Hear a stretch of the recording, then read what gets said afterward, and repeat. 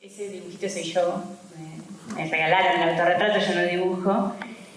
Yo quise meter todo, por eso de la viñeta, la novela gráfica, recorrido histórico, panorama del universo historietístico actual, o sea, casi todo lo que se puede hablar de historieta en 45 minutos, algo así. Así que vamos a ver qué sale, pero la idea es contarles, porque esto es importante que quería decir. En general, la historieta ha sido, no quiero hablar en presente, pero ha sido resistida como subliteratura o como un producto menor hasta la llegada de este concepto de novela gráfica, ¿no? Por eso de la viñeta a la novela gráfica la idea sería pensar también algunas ideas en torno a la historieta y en torno a esta idea de novela gráfica.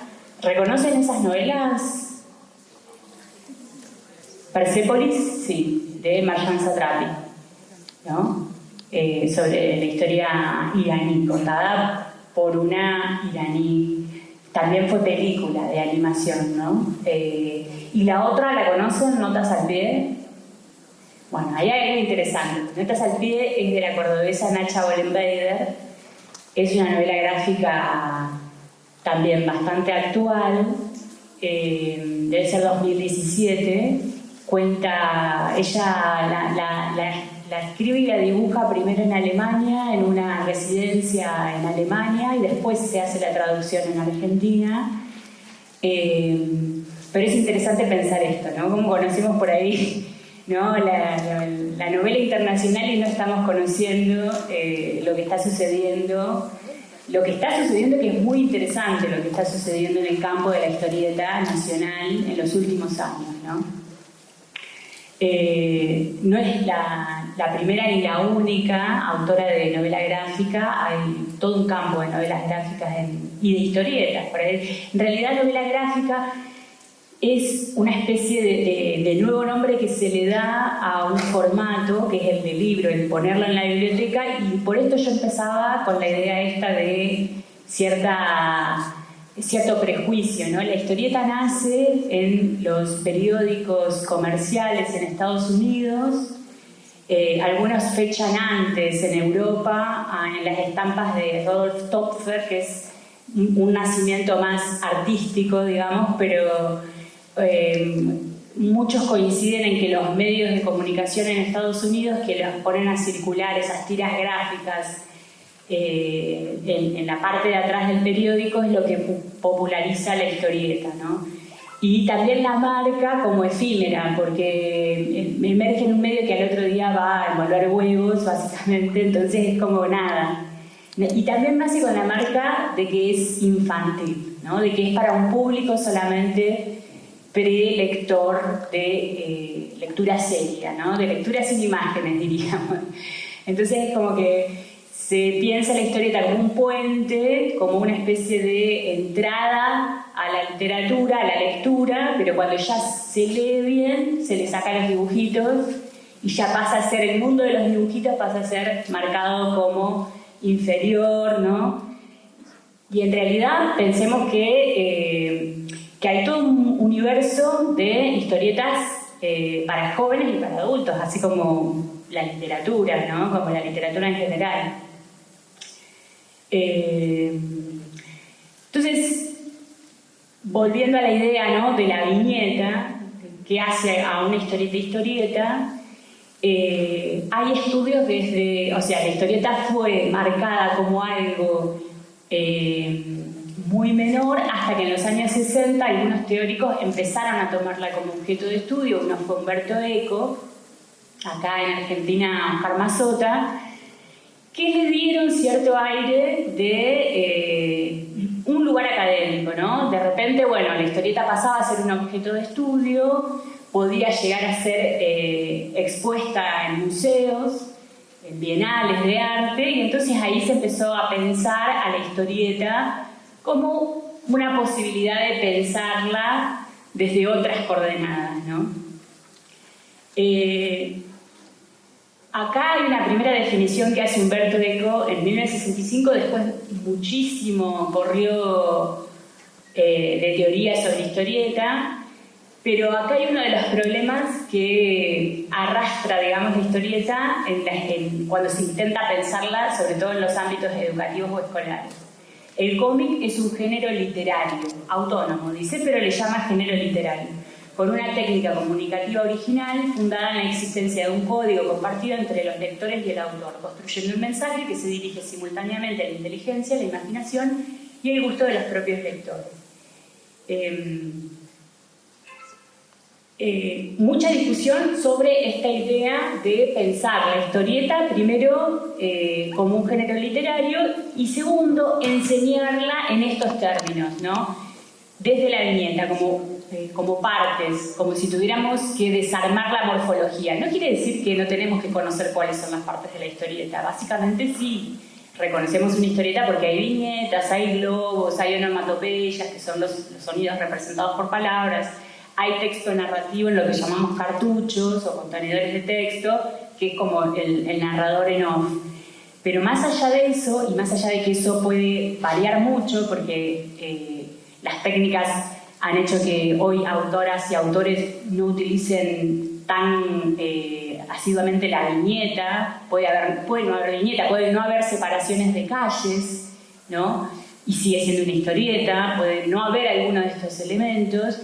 Pero básicamente lo que quiero subrayar es que esta manera de abordar la historieta, de separarla por partes, nos hace como perder abordajes más interesantes, que es pensar justamente entrar a la historia, a la narratividad de esas secuencias, pensar qué está contando la imagen, porque generalmente este tipo de análisis terminan analizando los textos. Como la consideran básicamente un producto literario, se analiza muchas veces solo el guión y queda muy, muy fuera del análisis todo lo que es la imagen, ¿no? Entonces, esta es una propuesta de pensar la historieta, que además es algo que, como decía acá Patricia, yo soy como una militante de la historieta, entonces quienes militamos la historieta, no solo en las aulas, sino en líneas generales, como editores, como productores culturales, decimos la historieta es un arte, es una forma artística, ¿no? Dentro de esta nominación que hay sobre las artes, se la considera el noveno arte. Fíjense que la literatura está también, ¿no? Arquitectura, música, pintura, literatura, danza, teatro, escultura, cine, fotografía, cómico, historieta. Pero además tiene la particularidad de que este noveno arte utiliza como medio de expresión muchos de los otros elementos artísticos. Utiliza la literatura, de la literatura toma los textos, pero por ejemplo del teatro toma la actuación, la gestualidad que se ve representada, de la fotografía y del cine toma la angulación, la luz, la utilización de color, y lo mismo que de la pintura, la composición, e influye también en el arte, por ejemplo en el cine, ¿no? Influye la creación historietística en otros medios. Me gusta el dibujo porque ahí está la Mona Lisa tomándose una foto con una historieta, ¿no? Que además es esto, la historieta comparte con la literatura un modo de lectura, ¿no? Porque decimos leemos historieta, leemos y vemos historieta, pero también comparte con el cine una cantidad de cuestiones en torno, por ejemplo, al montaje, de cómo está montada esa historia, ¿no? Los cortes, las angulaciones. De hecho, durante mucho tiempo, los abordajes de historieta toman prestado cuestiones, análisis desde la literatura y desde el cine, ¿no? O sea, tomamos herramientas prestadas desde esos dos lenguajes justamente porque necesitamos abordar un lenguaje que combina dos lenguajes al menos. Hoy decimos que es un texto multimodal, seguramente lo habrán leído por ahí, y tiene que ver con que el color narra, la historieta tiene ritmo, y la idea esa de que la historieta es una especie de puente hacia otras lecturas impide pensarla en sí misma como un objeto rico en sí misma, ¿no? Como una posibilidad de mundo ahí, ¿no? Entonces, bueno, esto lo decíamos recién, toma de distintos medios, ¿no? De la literatura, el cine, el teatro. La historieta es un texto cultural multimodal. Y acá vemos, ¿no? En lugar de tomar, como decían en los años 60, la viñeta como la unidad mínima de análisis, lo que hoy pensamos, quienes abordamos la historieta, es esta idea de hipercuadro, ¿no? La puesta en página.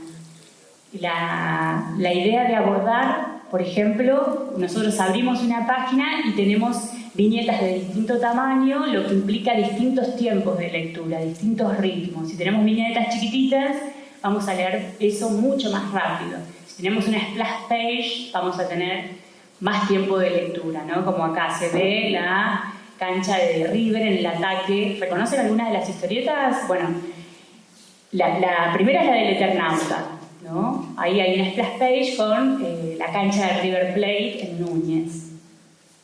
La segunda es una historieta, esta de Patricia Breccia, que salió publicada originalmente en Fierro, de los años 80, y después en la revista Clítoris, que yo edité en 2014. Vi que estuvieron repartiendo el libro de Sin Novedad en el Frente, de Patricia, que es una de las historietistas que publicaba en revista Fierro en los años 80. Y esta tercera es un webcómic que salía, que es sobre una transición de género, ¿no? De varón a mujer, ¿no? Y esto es interesante porque la historieta, en muchos sentidos, ha sido más permeable en los últimos años, porque ha sido un territorio masculinizado durante mucho tiempo, a mujeres y masculinidades, y esto es una gran novedad en el campo de la historieta nacional, pero también a nivel mundial. O sea, si ustedes, hay un festival que se llama Moulin en Francia, que es el festival más importante de historieta, que durante muchos años se le criticó que solamente premiaba autores, grandes autores, pero solo autores varones. Y en los últimos años ha hecho una revisión y ha empezado a pensar el campo de las autoras, que no es nuevo, pero ha sido mucho más explosivo en la última década, ¿no? Hay autoras pioneras en los años 50, 60. Nosotros con un sello que se llama Feminismo Gráfico hicimos una historia del campo de la historieta en Argentina, recuperando autoras desde los años 30 hasta la actualidad, ¿no? Recuperamos más de 80 autoras. Se llama Nosotras Contamos, se puede googlear, está en línea. Digo porque muchas veces se dijo que la historieta es machista o es solamente para varones, ¿no? De hecho, en los 80, Pablo de Santis, que lo deben conocer, tiene un textito que dice la historieta para adultos ha sido siempre un campo masculino, ¿no? Ha sido el campo de la aventura en la historieta, ha sido marcado por los varones. Y en cierta medida tenía razón porque no eran muchas mujeres, muchas autoras, pero eso ha ido cambiando, ¿no? Bueno, esto es importante. Dijimos que era un arte, el noveno arte, y esta definición de Will Eisner la definió como un arte secuencial, ¿no? Como el cine, es un arte secuencial. Cuando nosotros ponemos dos imágenes juntas, tendemos a leer una secuencia. Aunque no tengan mucho que ver, ponemos dos imágenes juntas y ahí entendemos otra cosa. Lo interpretamos, hacemos una interpretación. Esto ya lo decían grandes directores de cine, que ponían una imagen de un grupo saliendo del subte y después ponían las imágenes de unos corderitos y uno enseguida asociaba, ¿no?, la idea de que esa multitud que estaba saliendo del subte estaba siendo comparada con ganados, ¿no?, con animales apretados que estaban, ¿no?, porque tendemos a leer esa secuencia. Lo mismo los trípticos del medioevo, ¿no?, esa idea de que ahí leemos una secuencialidad. Este trabajo es de Ignacio Minaberri, está marcado en amarillo lo que son las calles, pero fíjense que acá empieza a pensar, Minaberri hace, no sé si conocen la obra de Minaberri, bueno, es un gran autor también argentino contemporáneo que tiene esta saga que se llama Dora. Dora es una espía francesa que está buscando rastros de los nazis en distintas partes, ¿no? Su familia ha sido eliminada por el nazismo y ella llega a la Argentina tras la pista de un nazi. Minaberri además aprovecha para pensar una cantidad de cuestiones en torno a políticas distributivas, ¿no? Pone Francia, pero en realidad podemos leer en los suburbios de Francia, en la Resistencia, una cantidad de cosas que tienen que ver con la política argentina. Y en esta secuencia en particular, Dora, que está en un pueblito de la provincia de Buenos Aires, va preguntando por unas calles y le dice: señor, ¿me podría decir dónde está la zapatería, por favor? El segundo cuadrito dice: sí, a la derecha está la calle Eva Perón y después dobla a la derecha y haga 2 cuadras. En la esquina de Eva Perón y Moreno está la zapatería. Gracias. No hay de qué. Sigue caminando. Señor, quisiera saber cuál es la calle Eva Perón. Y el señor le dice: se equivoca usted, señorita, en este pueblo no hay ninguna calle con ese nombre, ¿no? Y vemos la representación que hace, primero de ese trabajador que le dice calle Eva Perón, después de ese señor conservador que le dice: no existe la calle Eva Perón, ¿no? Sigue caminando y se encuentra con este joven y le dice: señor, la calle Eva Perón se pasó 2 cuadras, es que esa calle no se llama más así, ahora se llama Avellaneda, ¿no? Digamos, es una plancha que si solamente nos quedamos con lo literario y no incorporamos contexto, historia, y si no vemos en las imágenes las representaciones que hace del trabajador, del conservador, de este estudiante progresista, nos perdemos mucho de la historieta, de lo que está contando, ¿no? Y acá también quería poner esta página, que también es de Ignacio Minaberri, de la misma historieta, porque acá, fíjense que hay juxtaposición de recortes periodísticos. Ella está como queriendo enviar un paquete a Francia, y entonces corta, y en los propios recortes, aunque no hay una viñeta que vaya narrando en secuencia, sino que está todo mezclado, hay una narración, ¿no? En su libro Understanding Comics, MacLeod retoma la definición de Esne y Rinaldi: ilustraciones juxtapuestas y otras imágenes en secuencia deliberada. Eso lo podríamos cuestionar. Acá no hay una secuencia deliberada. Podríamos empezar a leer por acá abajo que dice Escuela Mecánica de la Armada, ¿no? Sabemos que está tratando de contarnos algo que tiene que ver con la represión y la resistencia,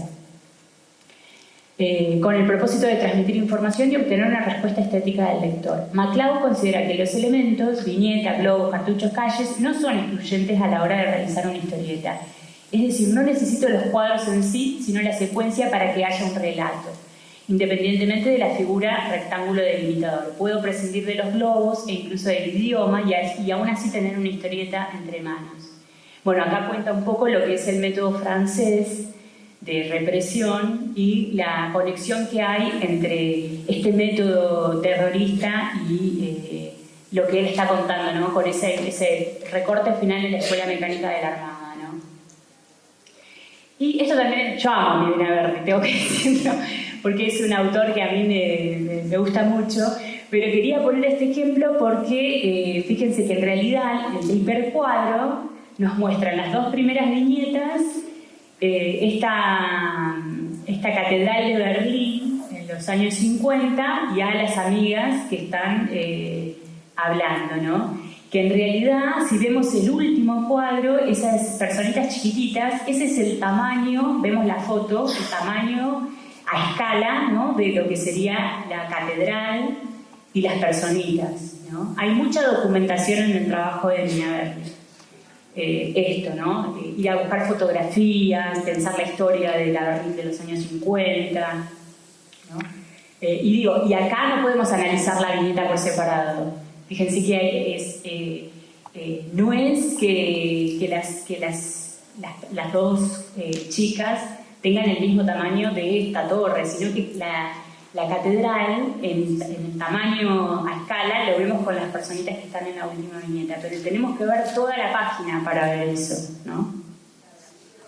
Bueno, esta es una definición sobre historieta que a mí me gusta, yo la uso porque me parece bastante interesante. Acá después, si quieren, yo les paso el Power, porque a veces yo en los Power pongo los links. La historieta es un texto secuencial icónico, imprescindible verbal, prescindible. Dijimos, el texto puede no estar visible, pero siempre hay texto porque hubo guión. Entonces, si hubo guión, está la palabra. O sea, esa imagen está, yo digo, impregnada de palabra. No hay imagen que no sea primero pensamiento y palabra.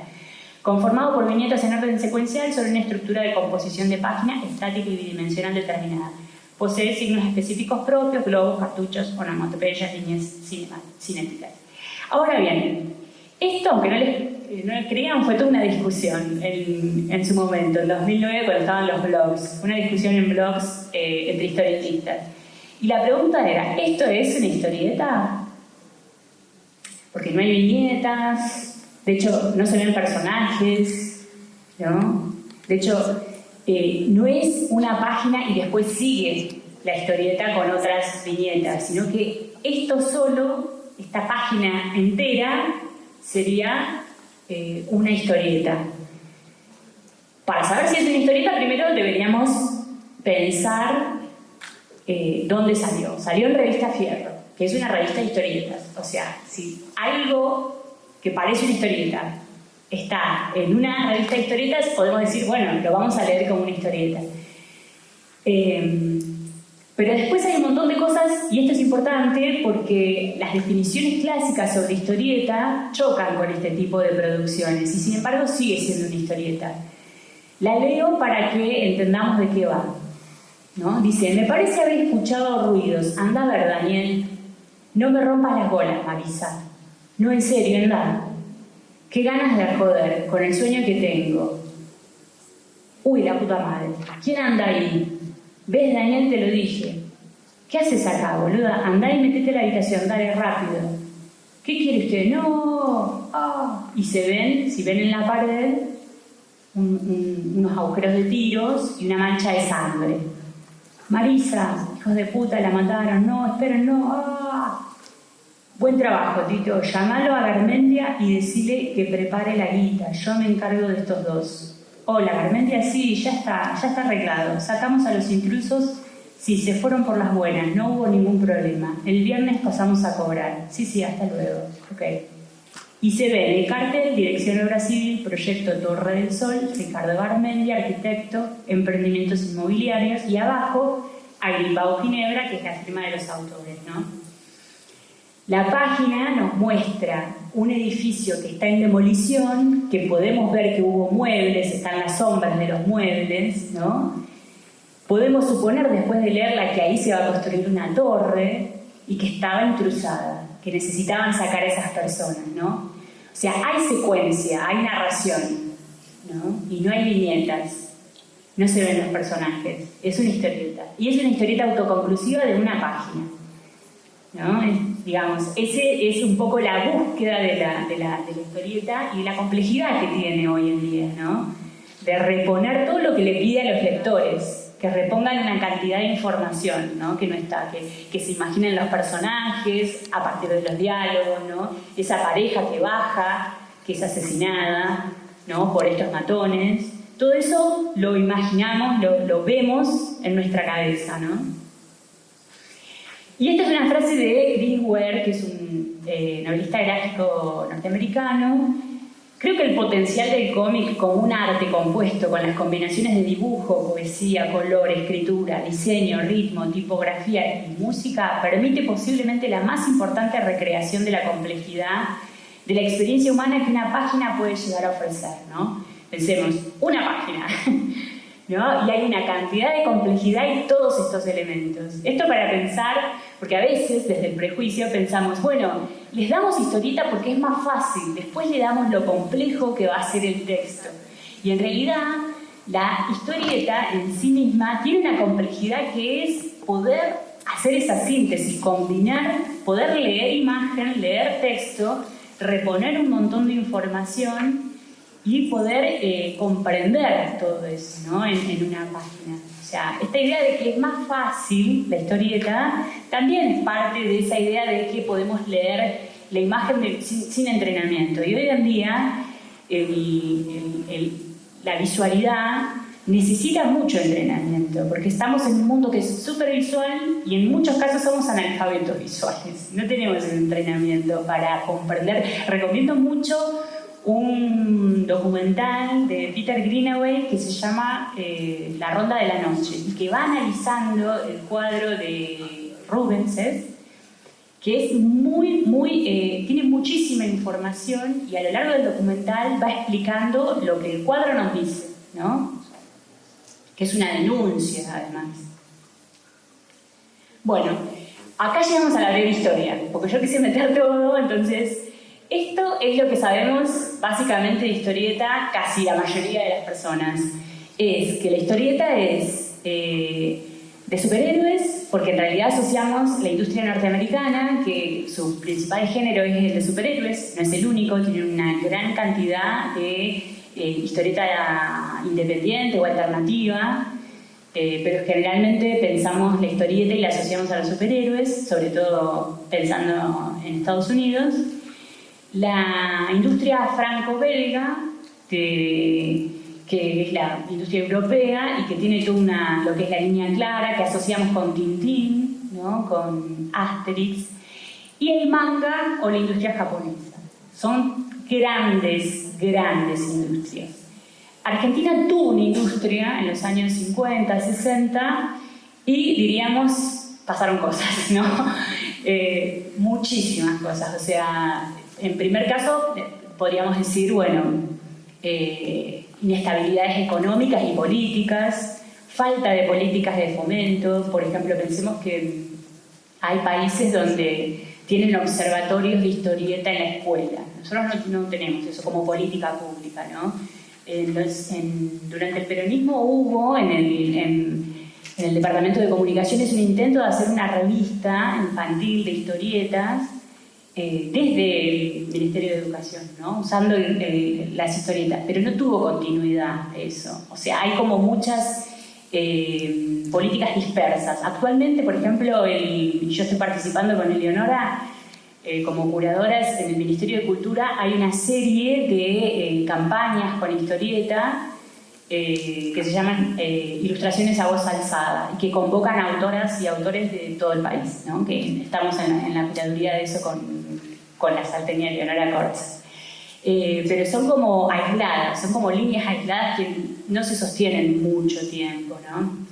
Pero además, bueno, cambios en los medios de comunicación, una cantidad de cuestiones que quisieron que hasta los 80 hubiera una industria y después de los 80, con la apertura de las importaciones, se viene inundada especialmente con revistas muy baratas, manga, por ejemplo, y eso generó otro circuito, un circuito independiente de fanzines, que hoy en día tiene una hermosa salud, pero es pequeño. O sea, hay como una especie de lector de historietas muy específico, ya no es el lector popular, está más orientado al lector tanto infantil como adulto, pero de libros, digamos, ¿no? Que es más oneroso. No llegas al kiosco y hay esto, todas estas revistas que existían durante mucho tiempo en Argentina, ¿no? Que eran revistas de historieta, de humor gráfico. Acá, bueno, vemos Hora Cero y Frontera, años 50, a partir de los 70 Satiricón, todas las revistas que hizo las ediciones de La Urraca, Superhumor, Humor, Fierro, El Péndulo, y las revistas Scorpio, independiente, de autores jóvenes que se autoeditan, ¿no? Que empiezan en este circuito independiente autoeditándose. Hoy es una antología de 66 historietas, 24 ilustraciones, con notas y que muestra todo el panorama de autores y autoras federal que hay de jóvenes historietistas. Esta es una nota de Clarín que salió en 2021 y que decía: Clítoris, poder trans, las fieras, la joven historieta argentina es mujer y es política, refiriéndose a la explosión de autoras y a una cantidad de proyectos que usa la historieta como un vehículo para contar historias que quieren llegar y que pueden ser llevadas al aula. Pensemos, por ejemplo, no está esto en la nota de Clarín, pero sí tiene que ver con qué es una marca actual de política. Por ejemplo, salió Historietas por la Identidad, un proyecto de Abuelas de Plaza de Mayo que se puede descargar online, que tiene historias sobre hermanos que buscan a hermanos que fueron, o sea, son hermanos que saben que tienen hermanos que han sido apropiados, ¿no? Es un proyecto de abuelas, pero está llevado adelante por familiares de personas que han sido apropiadas. Historietas por la Identidad son historietas cortas, hechas por historietistas en torno a estas cuestiones. Está libre descarga. Después hay otro proyecto de la Comisión Provincial de la Memoria que es historietas contra la violencia policial, con las historias de Luciano Arruga, Miguel Bru, una cantidad de pibes asesinados por el gatillo fácil. También se descargan, se pueden utilizar. Y hay un proyecto muy interesante que es de la editorial Aguara de Santa Fe, que cuenta, por ejemplo, historias también sobre la violencia policial, pero también cuenta historias sobre las fumigaciones. Está pensado didácticamente porque al final de cada historieta hay incluso actividades, ¿no? Preguntas en torno a los derechos humanos, en torno, ¿no? Lo pueden buscar en Aguara. Y después hay una cantidad de cuestiones en torno al feminismo, que es esto de lo que se está haciendo eco acá, el titular de Clarín. Y, no sé cómo estoy de tiempo, pero yo ya estaba para cerrar. ¿Está bien? Sí. Bueno, para cerrar, bien. Para cerrar 3 cuestiones, y después si quieren hacemos preguntas. Este es el afiche de la primera conferencia internacional Teaching with Comics, que se hace ahora en octubre, ¿no? Y que tiene que ver con pensar la historieta para distintas disciplinas. Se la piensa para filosofía, para historia, para lengua y literatura, para construcción de la ciudadanía. E incluso hay toda una corriente de historieta que se llama medicina gráfica, ¿no? Y que se utilizan historietas y novelas gráficas, humor gráfico, historietas, novelas gráficas, para enseñar en cursos de la Facultad de Medicina en Estados Unidos y en otros países,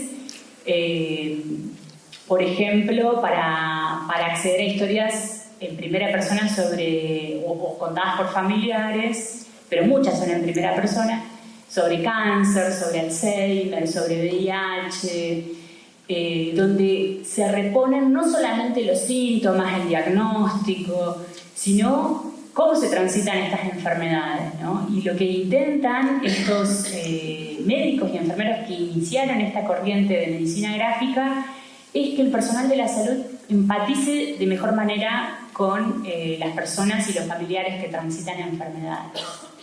Yo de hecho doy clases en la escuela de enfermería y utilizo fanzines e historietas para trabajar con futuros enfermeros, ¿no? Y pues dije 3 cuestiones, entonces la primera es esta, ¿no?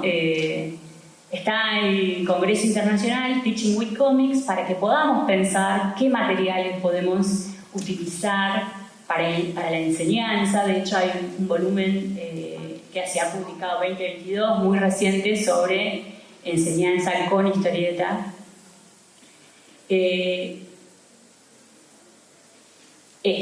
Esto para convencerles de que la historieta, si aún siguen teniendo algún prejuicio de que la historieta no es tan importante como la literatura, Cortázar no tiene una, sino 2 historietas. ¿Cuántos sabían acá que Cortázar había tenido una aproximación a la historieta? Es algo que casi no se cuenta, no se dice, como una mancha de Julio Cortázar, que no quieren decir que él hizo historieta.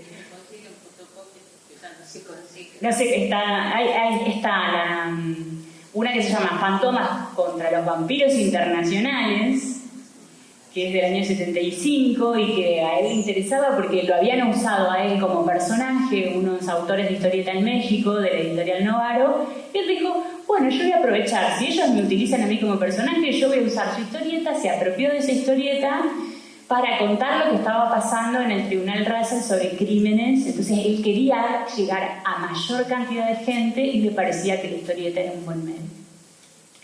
Pero después hay otra novela, una novela gráfica que se llama La raíz del ombú, que las ilustraciones, los dibujos son de Alberto Cedrón, un artista, y que tiene es muy, yo digo, oestergeliana. O sea, si leyeron El Eternauta de Oestergel, al leer La raíz del ombú les va a resonar. Hay hombres larva, ¿no? Está situada en la Escuela de Mecánica de la Armada y cuenta una serie de cuestiones bastante, muy simbólica, pero bastante cercanas a lo que estaba pasando. Esto fue en 1981, ¿no? Todavía en dictadura militar, pero no se editó hasta mucho después. Y hasta el día de hoy, si por ahí lo googlean, se puede conseguir algún ejemplar impreso, pero digamos que nadie está muy al tanto de que Cortázar hizo esta historieta, ¿no? Pero él decía esto, que le interesaba la posibilidad de llegar a más gente con las historietas que lo que él podría hacer cuando llegaba con su literatura, ¿no? Y esto sí, para cerrar, ya esta es la tercera cuestión. ¿Conocen Hatal?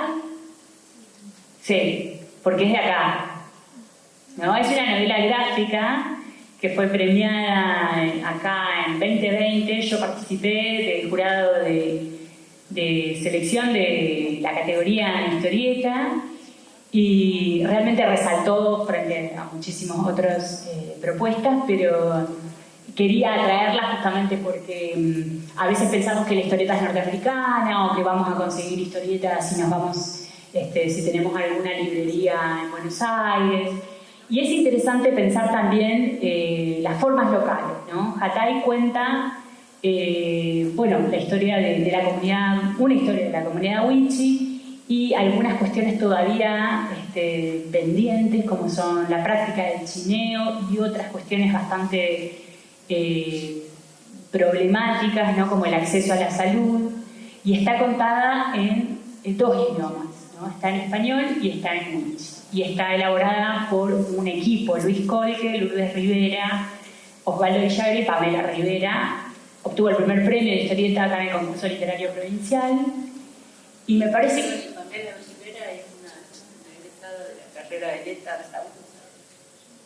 mira, eso no lo sabía, pero es interesante pensar esto, ¿no? Que la historieta puede entrar desde las disciplinas, pero también desde las disciplinas como la lengua y la literatura, la historia, las ciencias sociales, y también pensar en los espacios locales, ¿no? Y en los espacios formativos no tradicionales también, ¿no? Donde la historieta circula con mayor facilidad, digamos, que otras cosas, ¿no? Que una novela, que un cuento, ¿no? Bueno, sí, entonces eran 4, para cerrar, sí, entonces. Porque no es solamente local, sino que esta idea de historietas de autoras e historietas contemporáneas es regional. Esto lo hicimos, yo participé de la curaduría para Argentina en 2020, en pandemia. Lo hicimos con colegas de España, Chile y Costa Rica, ¿no? Y digamos, es un libro que también se descarga de forma gratuita, tiene 40 historietas de autoras de estos 4 países: España, Argentina, Chile y Costa Rica. Tiene algunos artículos sobre historieta y feminismo, y la idea era mostrar este panorama regional de autoras de historietas. Son historietas breves, de 4 a 12 páginas, y muestran, digamos, un mapa de lo que está sucediendo en América Latina. Ahí está. Bueno, muchas gracias.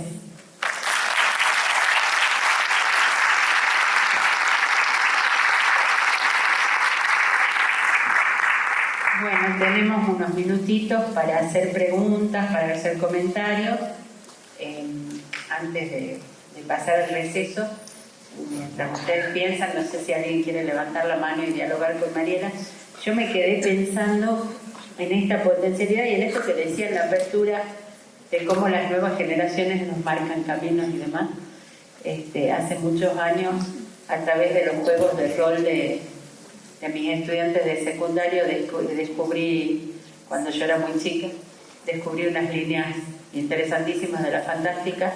Después, por otras, descubrí el anime, y ahora por otros practicantes de letras descubrí la potencialidad del fanzine. Y pensaba, ¿no?, para el aula, esta combinación fanzine-autoedición y escritura de creación como un combo potente, ¿no?, para pensar nuestras futuras acciones e intervenciones. De hecho, que creo que en las mesas de ponencias hay experiencias de ese tipo de producciones hechas en pandemia, incluso, como una alternativa más, ¿no?, de esto de convocar a escribir y apropiarse de la palabra con los chicos. Sí, a mí eso me pareció muy potente. Yo voy a contar algo muy personal, y es que a mí el año pasado me diagnosticaron cáncer, y cuando fui en la primera sesión de quimioterapia al Hospital Méndez, me atendió el jefe de enfermeros y me dio un fanzine. Y me pareció increíble. El fanzine estaba hecho por enfermeros asesorados por una paciente. Y tenía toda la información que yo necesitaba y que no me había podido dar la médica, porque la médica me dio una consulta y me dio como lo más básico, pero después todo lo que era sobre alimentación, sobre sexualidad, sobre los miedos, sobre un montón de cuestiones que estaban todas ahí. Estaban con dibujitos en algunos casos y con mucha información accesible. Era un fanzine, una fotocopia, digamos, ¿no?, una autoedición. No sé si sabían que era un fanzine. Ellos hicieron una producción donde pusieron lo que querían contar. Yo lo llevé a mi clase de enfermería y empecé a trabajar para que hicieran fanzines, porque justamente toda esta información, yo decía, esta información la tienen las enfermeras y enfermeros, y a veces no es la órbita del médico. De hecho, esta información del cuidado es propia de los enfermeros, y hay una cantidad de información que a veces no circula porque no tienen ese soporte, ¿no? Y entonces es valorizar el conocimiento de una cantidad de personas, ¿no?, de ese trabajo a veces invisible. Entonces empezamos a trabajar relatos de enfermería, de lo que ellos hacían, en formato fanzine. No en formato historieta, en formato fanzine, porque el fanzine puede ser texto, collage, no necesariamente dibujar en viñetas, sino trabajar toda la información narrativamente, contarla en poco espacio, digamos, para que circule, ¿no? Y poner lugares donde buscar más información y todo eso. Y funcionó muchísimo. O sea, en mi clase de comunicación cambió un montón cuando incorporé la posibilidad de que hicieran fanzines y que además hicimos feria, ¿no?, donde se intercambiaban los fanzines, fue como muy enriquecedor todo. Y aprovecho para decir, mañana tenemos un taller donde vamos a estar trabajando los materiales que les repartieron de la colección ND, pero también vamos a tener una instancia para pensar la producción, sí, para pensar esta idea del fanzine como herramienta, ¿no?, de comunicación en el aula. No sé si hay alguna pregunta, algún comentario. Florencia. Bueno, nada, en primer lugar, agradecerte, Mariela, ha sido sumamente interesante tu exposición y, digamos, es una virtud poder sintetizar tanto en tan poco tiempo. Realmente es una virtud que suelen tener los y las comunicadores. Bueno, me quedo pensando en la importancia de la formación de lectores críticos que conozcan este género, porque si no, yo siento que a veces esta virtud de ser, digamos, de tener esta pata en lo gráfico, hace que vayamos directamente al mensaje, porque muchos manuales utilizan las viñetas, las historietas, pero para ir directamente digamos, a lo que se quiere transmitir. Entonces, se pierde la riqueza de lo que vos empezaste hablando. O sea, se trata de un arte. Y esa potencia artística muchas veces es pasada de largo, porque lo que importa es ese conocimiento que se quiere transmitir a veces, digamos, con mucha claridad. Entonces, me parece que tiene ahí como un costado, hasta podría decir, como que lo hace un producto muy lábil para justamente perdernos la posibilidad de un producto artístico, ¿no? Por este costado, digamos, como didaktista, podríamos decir. Sí. Lo utilitan. Sí, y creo que tal vez también es ese miedo, ¿no?, de las imágenes, ¿no? Hay como un miedo a las imágenes. Porque me acuerdo cuando fue todo el problema de la entrega de materiales, había habido un antecedente de eso que tenía que ver con historietas que tenían, por ejemplo, Horacio Quiroga, ¿no?, donde había esta idea en la gallina degollada, de que estaban los hermanos que asesinaban a la niña, ¿no? El cuento había estado muchísimo en las aulas. O sea, históricamente el cuento nunca generó rechazo, pero cuando llegó la historieta y la visualidad de esos hermanos dementes o idiotas, fue como explosivo, ¿no? El hecho de verlo graficado costó, digamos, ¿no? Digamos que a mí me parece que la visualidad tiene una potencia y genera un miedo, porque nos da la sensación de que, bueno, la palabra pasa por adentro, o sea, nos imaginamos nosotros, pero verlo le da como una fuerza demasiado gráfica. De hecho, por ejemplo, en El Inspector Justo, que es un policial negro tradicional, si queremos pensarlo así, la cantidad de cómo la imagen abre a una cantidad de historias de la historia de la Argentina, ¿no? Desde la corrupción, desde el crimen de María Soledad, desde la presencia de Maradona, el gatillo fácil, o sea, todo condensado así en una imagen, y eso parecía que era lo que generaba ese pánico en los foros que yo mencionaba. De hecho, que esa discusión estaba presente y muchos docentes y muchas docentes decían esto que vos estás planteando. Hace años venimos leyendo El Matadero y nunca nos hemos horrorizado en las aulas por la violencia del matadero, y ahora nos escandalizamos por estos libros. Pero bueno, fue más fuerte, sí, el temor, o como vos decís, la falta de formación sobre el tema. Por eso nosotras insistíamos tanto en que los libros tenían que llegar a los docentes y a las docentes que hicieran lo que quieran, después hagan ustedes lo que quieran, si quieren triturarlos, pero sean ustedes, digamos, no un estado censor. Esa era la idea. No sé si hay alguna otra pregunta, algún comentario. Sí, Luisa. Yo me quedé pensando en esto que resaltaba de la potencia creadora que tiene la historieta. Usted decía que por ahí no hay texto, pero hay un guión atrás. Y yo recordaba un alumno de la técnica de la India, que después de haber hecho una actividad a nosotros de pasar un cuento de historieta, haciendo el guión y todo eso. Él, los días posteriores, ¿sí?, les regalaba historietas, las abrochaba, o sea, hacía todo con material de él, pero yo las hojeaba y no había texto. Sí, eran manchas así negras, sí, trazos, y al final había un punto. Entonces, ya de tanto ver sus producciones, le pregunto, ¿no? Y en el marco también de eso de escuelas que sienten y aprenden, le digo un punto y le digo, ¿qué significaba? Así me siento, ¿no? Entonces, como yo veo que a partir de la imagen también está comunicando esto que él siente o lo que pasa también a su alrededor, ¿no? Sí, además que hay toda una corriente de historieta que es abstracta. O O sea, hay un montón de historias que estaría buenísimo ver ese material porque, de hecho, o sea, nosotros trabajamos historieta narrativa, ¿no? Y secuencialidad, pero en el arte estas discusiones han sido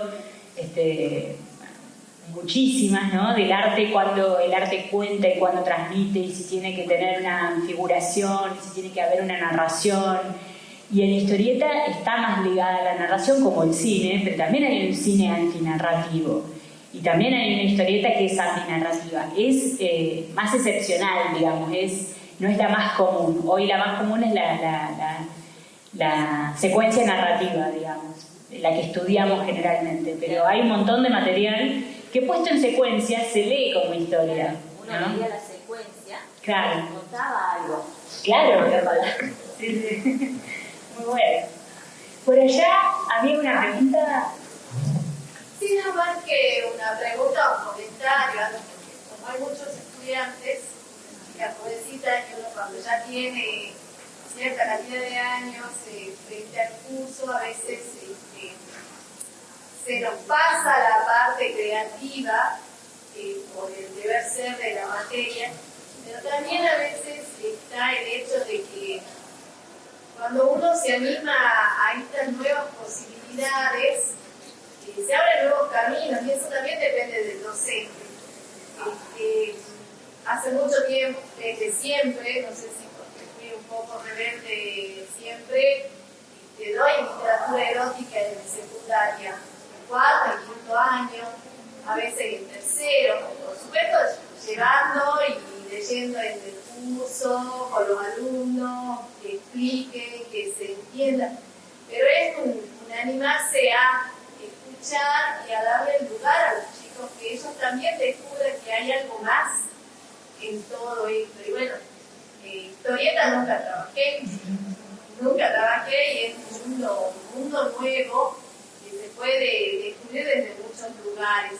Más allá del trabajo que uno pueda pedirle, bueno, pasen este cuentito a historieta, que es lo básico, como una actividad muy, muy básica de algo de creatividad, pero planteado hoy desde aquí abre un universo totalmente distinto, ¿no?